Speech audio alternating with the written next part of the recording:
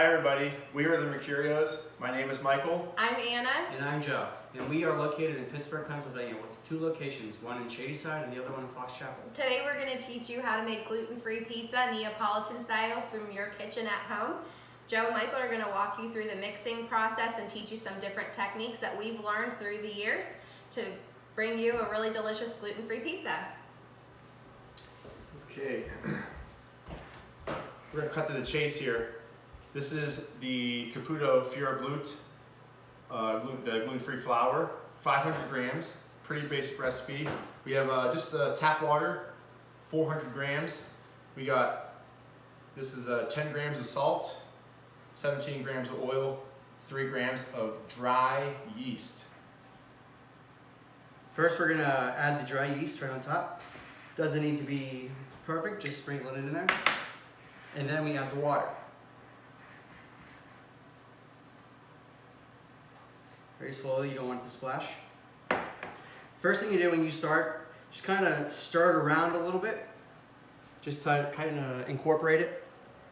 And then spin the bowl, just try to get all the dry flour you can until it turns into a little slush. The one thing you don't want to do if you think it's too dry is add water. You want to be patient with it and just kind of turn it over itself and add.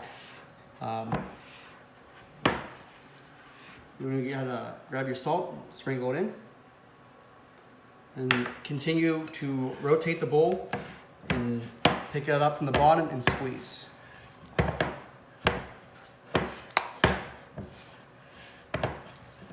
It's very important to squeeze the dough like he is because you don't want any clumps.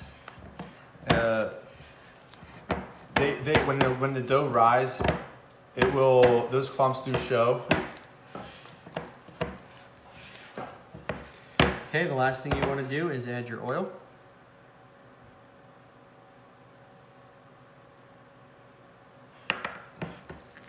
And continue to rotate and squeeze.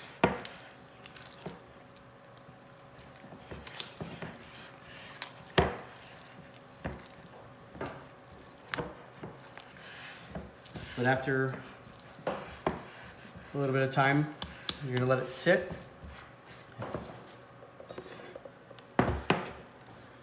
All right, so he finished that, and a simple cover. And we would just set this aside for an hour, maybe 2 hours, depending, but this will double in size. The way we package our gluten-free dough is in just some cellophane, weighed out to around 300 grams per ball. And this is how we package them.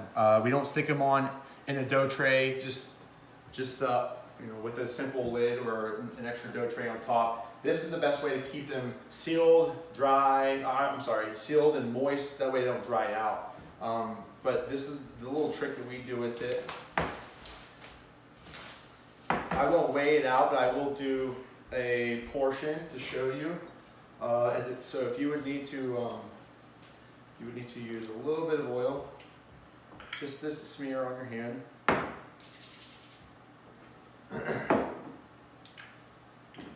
And you just take a little portion of it, pull it out, and then you would weigh it to your desired weight, and then we just kind of like throw it around like this. Kind of like strengthens the ball, keeps it nice and packed. You don't get those pockets in there. Everything's sealed. It's a nice full ball here. We stick it on the saran wrap, like so.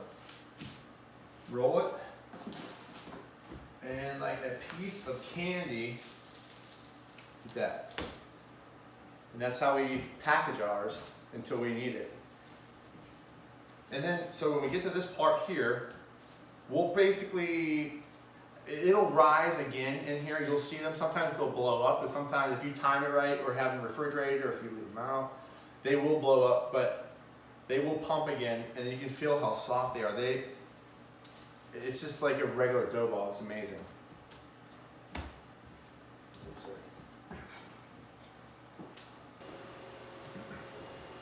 So with this dough ball, And with gluten-free, we've learned over the years, you need a little bit more flour than what you're used to. And I would work with a lot of care because this is very sticky still, almost like cookie dough. But if it's executed the right way, then it will. You learn that it's really easy to work with. So at this part right here, I'm just going to just look at it, just making sure it's nice and covered with any rice flour. You can use the gluten-free flour that you get from the Caputo, or any rice flour. That's what we use at the restaurants. Does just fine. So from here, I have my nice ball. I'm going to just pat. I'm just going to pat the edge here like this. Okay, just form the crust. We can't pick it up. We can't throw it. All that big fancy stuff. Not with this. You can't do it. Just gonna pat, and it will eventually grow. Okay, and just gentle turns, and sometimes when the thinner it becomes, it's the more sticky it could potentially get. So it's very important to have a flat like pizza knife or a scraper, and kind of just give it a little turn on the bottom. And sometimes you don't need all the flour. I just push it aside when you feel it grow. If you can kind of do that, you're okay. But like I said, it's very delicate. It will rip. I'm just using my hand, just kind of patting the edge like this. Now I can feel it's getting a little tighter, so I'm going to use the scraper.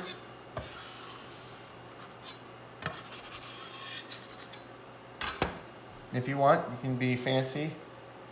Just throw a little flour on either side.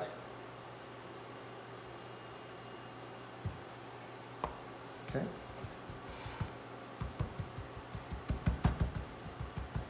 I'm just going to press it out.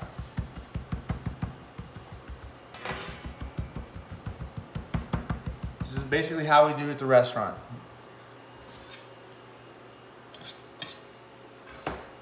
The more gentle you are, the more success you'll have. Remember those words. Okay, I think this is about how big you would like the dough ball. You don't want to go too thin.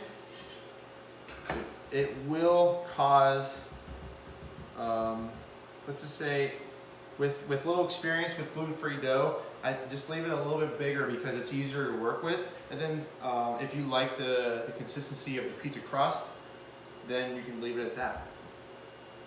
So from here, this is the fun part. You get to make whatever pizza you like. I love a standard margarita pizza. So we have the tomatoes. This is a brand is Chow, I believe. Yeah, we're just gonna. Everyone knows how to make a pizza.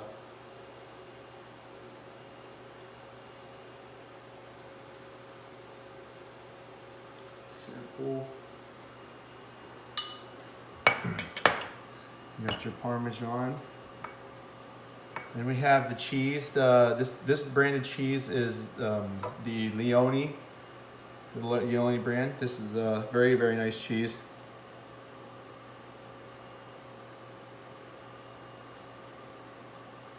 And obviously the basil. And some oil.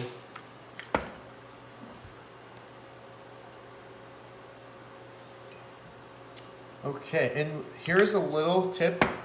Sometimes, if you ever experiment with gluten-free dough at in your own home, try one with oil on the crust, oil your crust, and one without, because sometimes you get a better brown.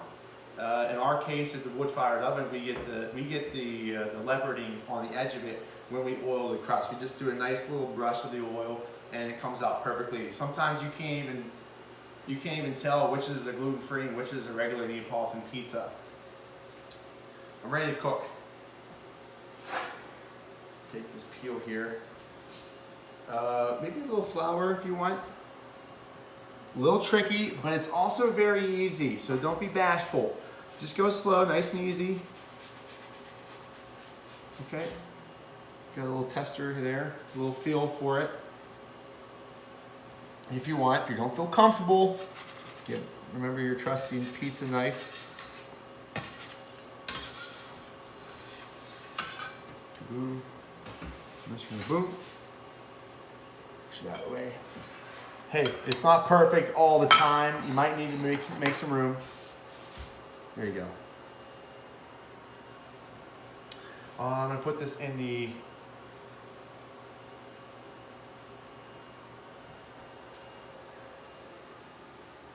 Joe, you can oil your crust. We'll see the difference.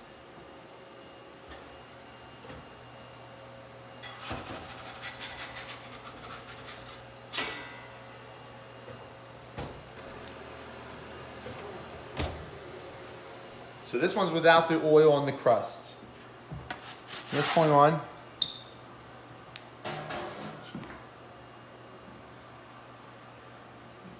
all right, we can dress this however we want. You can eat it like it is, or you can add fun toppings. You know, I got the Leone burrata. I love to do at the restaurant. I'm making a pizza for myself. Look at that. It's insane. How nice and creamy that is. That's right. The pizza first.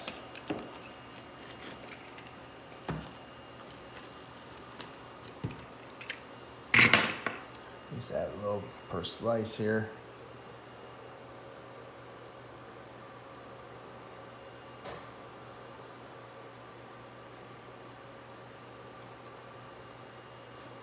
Maybe some more basil. This is kind of my thing.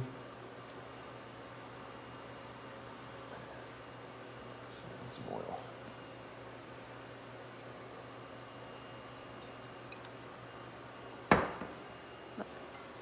Okay, go ahead. Okay, at this point here, this is ready to devour.